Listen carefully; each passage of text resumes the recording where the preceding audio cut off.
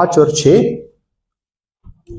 यीशु ने उत्तर दिया कि मैं तुझसे सच सच कहता हूँ, जब तक कोई मनुष्य जल और आत्मा से न जन्मे तो वह परमेश्वर के राज्य में प्रवेश नहीं कर सकता। क्योंकि जो शरीर से जन्मा है वह शरीर है, और जो आत्मा से जन्मा है वह आत्मा है। जो शरीर से जन्मा है वो शरीर है, वो हमारा शारीरिक जन्म का संदर्भ है, और जो आत्मा से जन्मा है वो क्या है? आत्मा। आत्मा को जन्म देता है। बट आपने नोटिस किया होगा एजीकियल के इस पूरे डिस्क्रिप्शन में एक चीज मिसिंग है।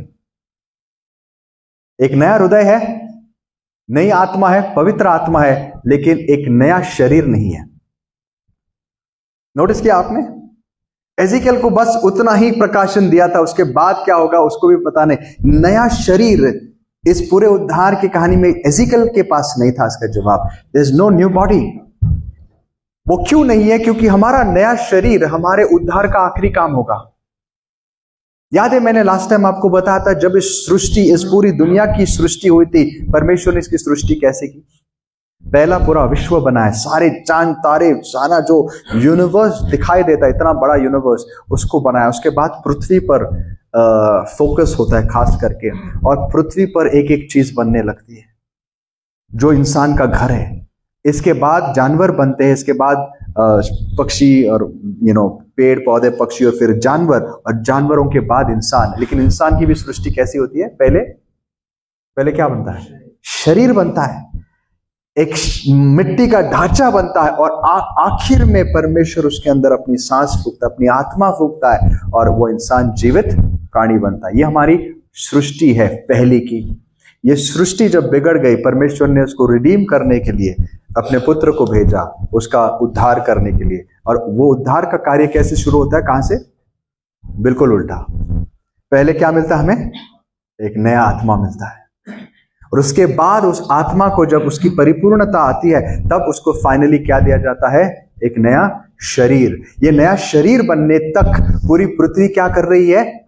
कहरा रही है। क्या? किसके लिए? परमेश्वर के पुत्रों को प्रकट होने तक इंतजार कर रही है। और उसके बाद उनका उद्धार एक प्रकार से होगा, एक नई पृथ्वी, एक नया आसमान बनाया जाएगा। Completely reverse order. और ये प्रोसेस हमें समझना जरूरी है। There is no new body, we are still in the old body. हमारे अंदर क्या है? पुराना शरीर है। अब मेरी बहुत इच्छा है कई बार आपको रोमन्स की किताब में से वर्स बाय वर्स सिखाऊं, लेकिन उसके लिए आपको बहुत समय निकालना पड़ेगा। ऑलमोस्ट एक डेली बाइबल स्टडी होगी उसकी। But it's a beautiful book. इस पूरे किताब में पौलुस उद्धार को बहुत अच्छी तरीके से समझाता है। ऑल्दो वो उसका टॉपिक नहीं था, उसका टॉपिक कुछ और ही है, बट इस पूरे प्रोसेस में वो बहुत सुंदर चीजें बताता है। वो शुरू करता है कैसे यहूदी और अन्य जाति दोनों उतनी ही परमेश्वर के सामने गुनाहगार है। कोई प्रिविलेजेस किसी के पास एक्स्ट्रा नहीं है। फर्क सिर्फ इतना है, यहूदियों के पास एक एक्स्ट्रा मौका दिया था परमेश्वर के वचनों को और उद्धार को प्रकट करने का। वचन उनको दिए गए थे, संदेश उनको दिए गए थे, ये उनका एडवांटेज है। बट अपार्ट फ्रॉम दैट कोई एडवांटेज नहीं था। दोनों उतने ही गुनहगार है, यहूदी और अन्य जाति, और दोनों को उतना ही अनुग्रह चाहिए बचने के लिए। फिर वो बात करता है कि बचने का काम, उद्धार का काम शुरू कैसे होता है? विश्वास से, अनुग्रह से होता है। और बात करते करते जब वो 7वें अध्याय में आता है, बहुत सुंदर चीज कहता है। वो कहता है, देखो आइए पढ़ते, रोमन्स चैप्टर 7 वर्स 18। मैंने क्या कहा था? अभी तक हमें नया शरीर नहीं मिला। पॉल क्या कहता है? रोम 7:18। क्योंकि मैं जानता हूं कि मुझ में अर्थात मेरे शरीर में कोई अच्छी वस्तु वास नहीं करती। इच्छा तो मुझ में है, परंतु भले काम मुझसे बन नहीं पड़ते। कौन कह रहा है ये? Can you believe it? Paul कह रहा है, और ये पास्ट टेंस में नहीं कह रहा है। वो अपनी पिछली गवाही नहीं दे रहा है कि मैं ऐसा था और ये मेरे साथ होता था।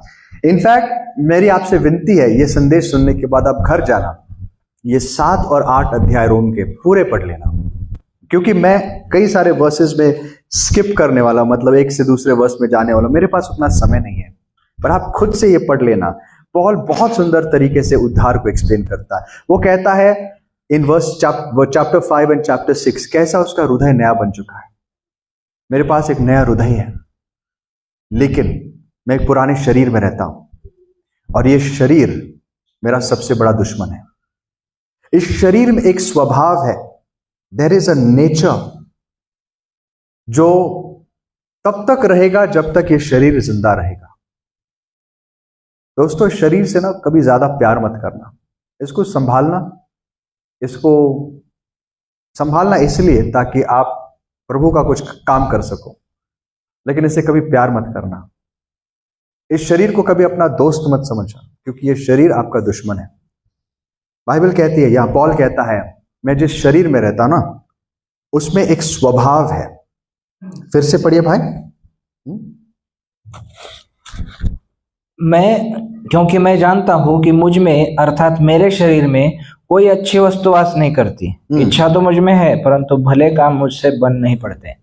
भले काम मुझसे बन नहीं पड़ते। और इस अध्याय के अंत में वो सवाल पूछता, हाय मुझ पर कौन मुझे, आइए वर्स 24, मैं कैसा अभागा मनुष्य हूं। इनफैक्ट भाई सॉरी, उसके पहले से ही पढ़ लेना, 21 से ही पढ़ लेना।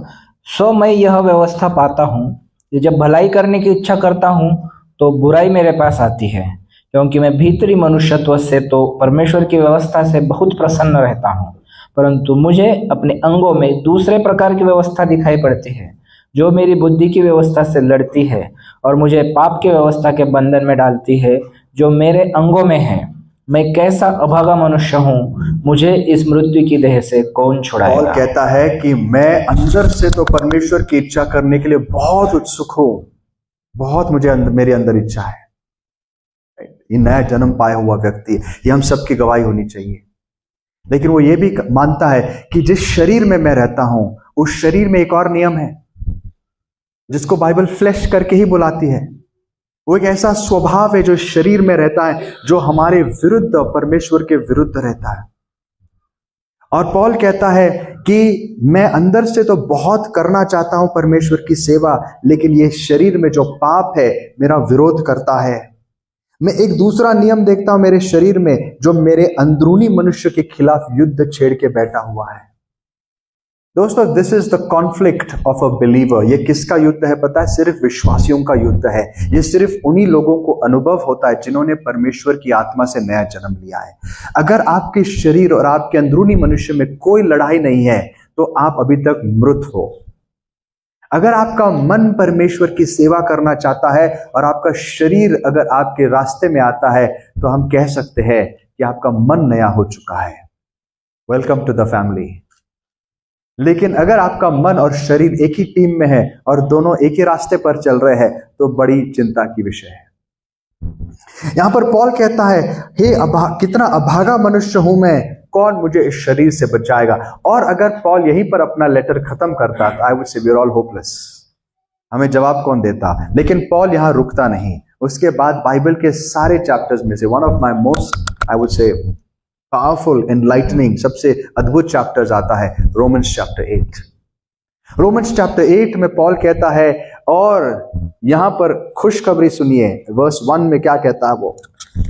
सो अब जो मसीह यीशु में है उन पर दंड की आज्ञा नहीं, क्योंकि वे शरीर के अनुसार नहीं वरन आत्मा के अनुसार चलते हैं। आगे पढ़ते रहिए। क्योंकि जीवन की आत्मा की व्यवस्था ने मसीह यीशु में मुझे पाप की और मृत्यु की व्यवस्था से स्वतंत्र कर दिया है। क्योंकि जो काम व्यवस्था शरीर के कारण दुर्बल होकर न कर सकी, उसको परमेश्वर ने किया, अर्थात अपने ही पुत्र को पापमय शरीर की समानता में और पाप के बलिदान होने के लिए भेजकर शरीर में पाप पर दंड की आज्ञा दी, इसलिए कि व्यवस्था की विधि हम में जो शरीर के अनुसार नहीं वरन आत्मा के अनुसार चलते हैं पूरी की जाए। वो कहते हैं, पॉल कहता है, क्योंकि परमेश्वर के क्या लिखा है, let me read this in English. Therefore there is no condemnation for those who are in Christ Jesus। जो मसीह में उनके ऊपर दंड की आज्ञा नहीं। किसके लिए? खास करके for those who walk according to the Spirit। किसके लिए? जो आत्मा के अनुसार चलते हैं। दोस्तों, पवित्र आत्मा जब हमें दिया जाता है इसका मतलब ये नहीं कि बस अब सब काम खत्म हो गया। पवित्र आत्मा जब हमें दिया जाता है इसका मतलब ये भी नहीं कि वो अपने आप सब कुछ कर लेगा। पवित्र आत्मा हमें दिया जाता है ताकि हम उसके साथ कोऑपरेट करें। पवित्र आत्मा हमारे हृदय में आता है और कहता है, अच्छा बेटा, अब मैं तुझे चलाऊंगा, मुझे बता तो किसके टीम में है, तेरे शरीर के साथ है या तो मेरे साथ है। अगर तू मेरे साथ रहेगा, मैं तुझे शरीर पर, शैतान पर, दुनिया पर और पाप पर जय दिला के रहूंगा। अगर तू शरीर के साथ रहेगा तो मुझे नाराज करेगा। चुनाहट तुम्हारे अंदर है। दोस्तों, आज भी बहुत सारे विश्वासी हैं जिन्होंने नए जन्म का अनुभव जरूर लिया होगा, लेकिन आज भी वो ऐसी दशा में है जिसको पॉल डिस्क्राइब करता है बालकों के रूप में। They are still children. क्यों?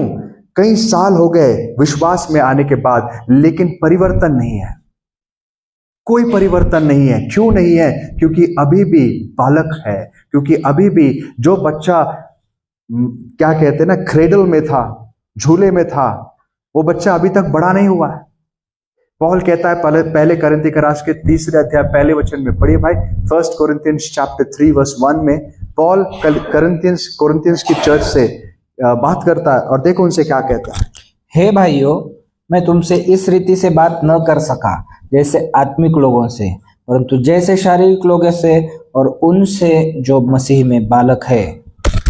आगे, मैंने तुम्हें दूध पिलाया, अन्न न खिलाया, क्योंकि तुम उसको न खा सकते थे, वरन अब तक भी नहीं खा सकते हो, क्योंकि अब तक शारीरिक हो, इसलिए कि जब तुम में डाह और झगड़ा है। और क्या तुम शारीरिक नहीं और मनुष्य की रीति पर नहीं चलते? देखो, ये लोग अविश्वासी नहीं थे, ये लोग बाहर वाले लोग नहीं थे। These were believers. ये विश्वासी लोग थे। इनमें से कई लोगों के पास आत्मिक वरदान थे। और पॉल कहता है तुम अभी भी बालक हो। क्या तुम्हारे बीच झगड़े, तुम्हारे बीच ईर्ष्या, तुम्हारे बीच ये चीज नहीं होती? तुम्हारी सोच अभी भी शारीरिक है। मैं तुम्हें इसके आगे कुछ नहीं बता सकता, क्योंकि तुम बालक हो। शारीरिक मतलब क्या? वही जो शरीर के अनुसार चलता है। याद है मैंने क्या कहा? विश्वासी के अंदर क्या युद्ध चलता है? बाहर से शरीर आपको एक दिशा दिखाएगा, अंदर से पवित्र आत्मा दूसरी दिशा दिखाएगा। सवाल यह है कि आप कौन से रास्ते पर चलना चाहते हैं। उद्धार का कार्य सिर्फ नए जन्म में खत्म नहीं होता।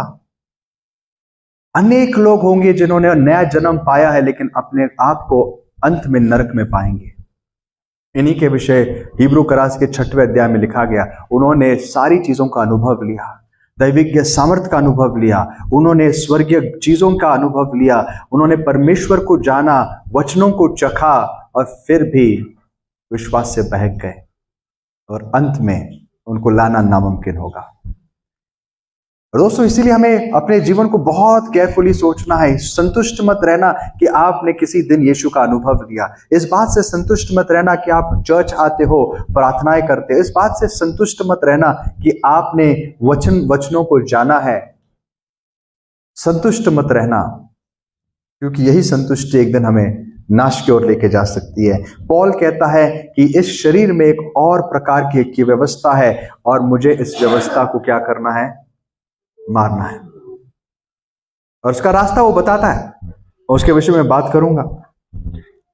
वो कहता है कि जितना तुम आत्मा में चलोगे, उसके विषय में बात करेंगे, उतना ही ये शरीर कमजोर होते जाएगा। इस शरीर की अभिलाषाओं पर तुम जय पाओगे। जितना तुम आत्मा में चलोगे, उतनी शरीर की अभिलाषा पर जय पाओगे। जितनी तुम शरीर में चलोगे, उतना ही आत्मा को शोकित करोगे। ये दोनों एक दूसरे के दुश्मन हैं। चैप्टर 8 verse 3 and 4 पढ़िए। Chapter 8 verse 3 and 4। क्योंकि जो काम व्यवस्था शरीर के कारण दुर्बल होकर न कर सकी, उसको परमेश्वर ने किया, अर्थात अपने ही पुत्र को पापमय शरीर की समानता में और पाप के बलिदान होने के लिए भेजकर शरीर के